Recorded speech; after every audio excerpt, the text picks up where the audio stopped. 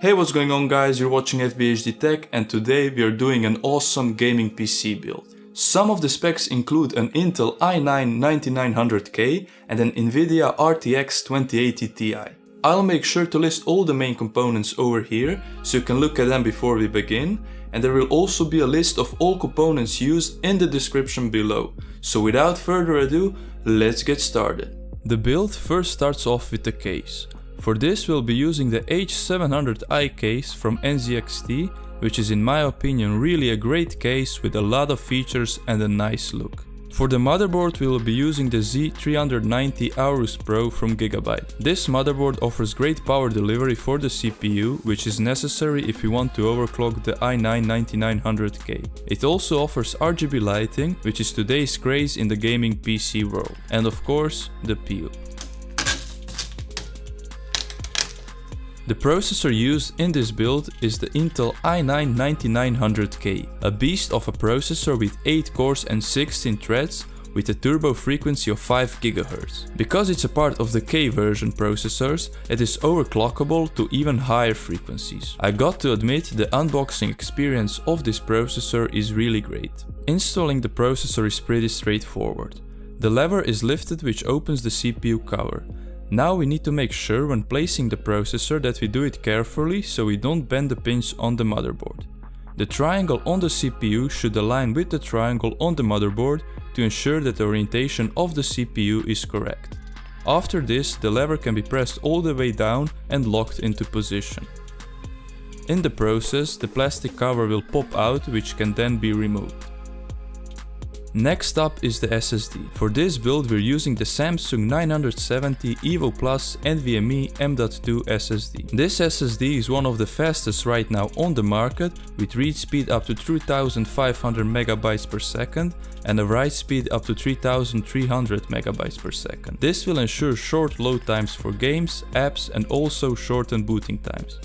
Installing the Mdot 2 SSD is done by first removing the heatsink on this motherboard. After this, a standoff is placed which will be used to secure the SSD. When connecting the SSD to the motherboard, it has to be done at an angle, and then when it is all the way in, we push it down and secure it with a screw. Finally, the heatsink can be placed back onto the SSD and screwed into place, which will help dissipate heat. Now it's time for the RAM. For this build, the Vengeance RGB Pro RAM by Corsair was used. This package contains 2 sticks of 16GB DDR4 RAM working at a frequency of 3200 MHz. This will give us a total of 32GB of high-speed RAM, which should be more than enough. Installing the RAM is pretty straightforward. Make sure to install the RAM sticks into the correct slots to utilize dual-channel memory. Look at the user manual of the motherboard to see which slots you need to use. Next up is a CPU cooler. We are using a Kraken X72 from NZXT, which is a 36mm all-in-one liquid cooler. The Intel i9-9900K is a beast of a CPU, and if you're going to overclock it, you need some serious cooling power. This liquid cooler should be more than enough to keep our CPU cool at all loads, even when overclocked. In order to install the cooler, we first need to install the included bracket on the back side of our motherboard. This is just a plastic bracket which is used to hold the cooler in place. Next, we need to screw in the standoffs to which the cooler is going to attach to. This can be done easily by hand. Let's now switch to the power supply. A good practice is to connect all the necessary cables to the power supply before it is placed into the case. This will make it much easier later because there is not a lot of space in the case. Remember, you don't want to make it hard on yourself. Next, we are going to remove the power supply bracket from the case so that we can attach it onto our power supply. This is done by just using the 4 screws, and it enables easy mounting of the power supply to the case. Mounting the power supply should be an easy job, but as you can see, I messed up and put it in the wrong way.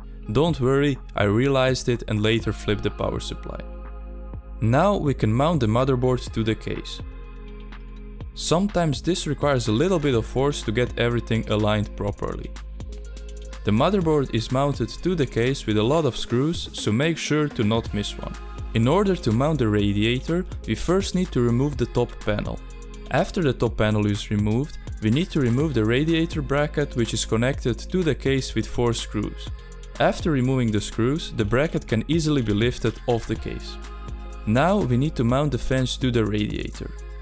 This is done using the included screws. We also need to check that the orientation of the fans is correct so that they are blowing air in the desired direction. In this case, the NZXT logo should be facing towards us. We can then screw the radiator to the bracket that we removed from the case. The next step is to place the radiator with the bracket back on top of the case and then mount the cooler to the CPU with the included thumb screws. The pipes can then be positioned into place so that our system looks nice, and of course the PU. Next, we need to connect all the cables to the cooler and make sure that they are connected securely. To install the hard drive, we first need to remove the hard drive bay from the case, which is kept in place by 2 screws. After our hard drive is installed in the bracket, we can slide it back into the case and secure it with the same 2 screws. And the best for the last, the GPU, the GeForce RTX 2080 Ti from Gigabyte, which is a beast of a GPU and one of the best gaming GPUs on the market right now. It offers great features like ray tracing and 11GB of GDDR6 memory. You can see how much power this GPU draws by the size of that heatsink. Installing the GPU is done by just pressing it into the PCIe slot and securing it with 2 screws. And now, finally, after a lot of connecting cables and cable management, I present to you the build of today.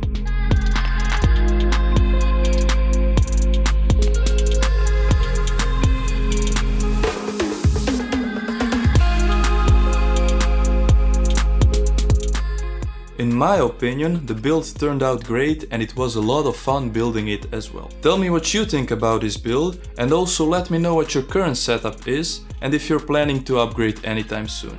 Thanks for watching this video. If you liked it, hit the thumbs up button, comment in the comment section below, subscribe to my channel to join our awesome tech community, and don't forget to hit that bell icon in order to be notified when I upload future videos.